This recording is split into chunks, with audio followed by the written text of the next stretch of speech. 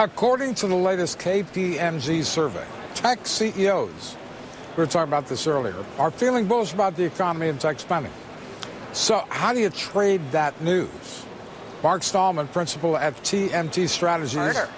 And sorry, I'm working on some numbers. I know you're still working here. on that jobs data. Brad Gastwirth, Executive Managing Director at ABR Investment Strategy. Brad, does this news suggest any investment strategy to you? Well, it's interesting. I mean, right now, we have a team in Asia, and looking at that survey, the survey highlights investment spending in the emerging economies really doing well. This is consistent with what we're seeing. The problem here is in the near term, Q3 is shaping up to be very unknown, and I think the smart move right now is keeping powder dry until we get some more visibility on how this year is going to end up. All right, Mark, what about you? You got any ideas based on that data? Yeah, you bet I do, Mark. It turns out that this is a strong confirmation of what we have already been saying for the past 6 months.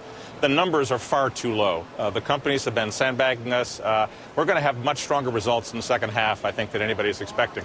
We like Yahoo, we like Amazon, we like VMware, we like Cisco. Those are all four names that are going to play off of cloud computing as well as international growth. Remember, outside of Europe and the U.S., most 55% of all growth in IT for the past 5 years has come from outside those regions. You think? Actually, can I? Yeah, go ahead. Can I jump in there, Mark? Yeah. So I think that's a great point.